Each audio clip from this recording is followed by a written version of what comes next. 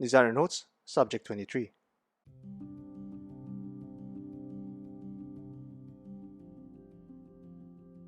What subject would you like us to discuss next? Subscribe and comment to let us know.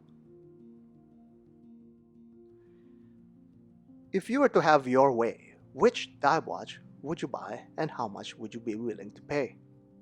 Here's why Glashütte Original is convinced that there are some of you who are willing to spend $10,000 on a dive watch with its specialist line, the SeaQ 39.5. Glashütte Original is one of the few watch companies that pretty much makes all of its components. A self-respecting watch enthusiast is familiar with the word in-house, which is often associated with movements. Glashütte, however, also owns its own dial factory, where they produce some of the most gorgeous and rich dials in the industry.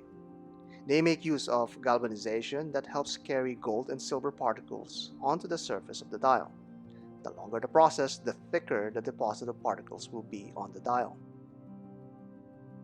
With this, Glashütte Original is able to produce countless color combinations on its dials with wonderfully even gradients.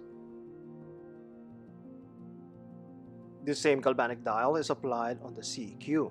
The numerals are applied indexes that are inlaid with superluminova. Hands are also treated with this luminous paint and satin finished. The minute hands utilize a broad arrow design that emphasizes the required legibility of the watch. This legibility is translated also on the numerals on the dial with its noticeably big proportions. This is the weakest design aspect of the watch. It completely breaks all of the lines on the dial. It doesn't align with the hands nor the date window. Under the dial is an in-house built movement that operates in 4 Hz and the second hand hacks. This 3911 movement is also decorated with the Glashütte stripes, skeletonized rotor weights, and swan neck regulator. If you're ever wondered where your money went with the cost of this watch, it's clearly spent here in the movement. It's a crying shame though that this movement can only be seen on the SeaQ display case back version that comes in a larger case. For this smaller 39.5 version, you'll have to settle with an engraved case back. The case is finely polished and satin finished. The case sides are vertically finished rather than along the case diameter. No crown guards are on this one, much like its vintage forefathers.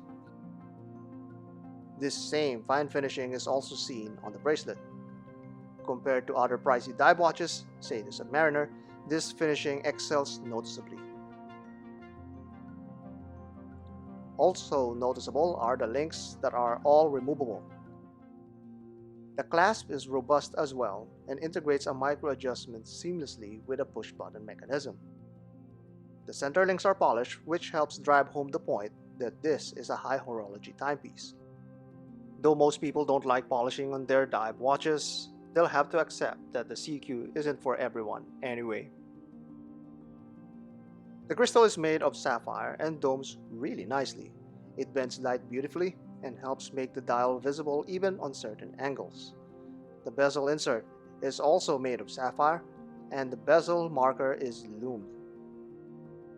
Noticeable on the bezel and dial is that all of the odd numbers are not numbers at all, but rather buttons that also extend to the bezel. This same design is seen on the vintage Glashütte divers, and it's pleasing to see this line extension adopted in this iteration also. At around $10,000, it's more expensive than the Rolex Submariner, but the SeaQ seems to be playing on a different field than the Submariner really. The Grand Seiko SBGH255 is a more comparable competitor, but that looks more toolish with its chunky profile. The SeaQ is rather thinner and slimmer in profile, just looking at the narrower bezel and thinner case. It's more like a dress watch that's trying to be a tool watch. As a whole, the 39.5mm version lives comfortably in the sports watch category, while delivering a class with its brilliant dial and bezel that suits sleeves and cuffs elegantly. The 42mm SeaQ Pano date may be the more technical of the line, and not to forget the see-through caseback, but it's the 39.5 that fits the size better. Before the SeaQ last year, watch fans have been clamoring for a German tool watch, and Glashütte obliged the way only Germans can do. This year, Glashütte added to this line yet again, simply because there are still some more fans that are willing to pay for it. Yes, it's not accessible to the general dive watch enthusiast, but Glashütte will not have it any other way.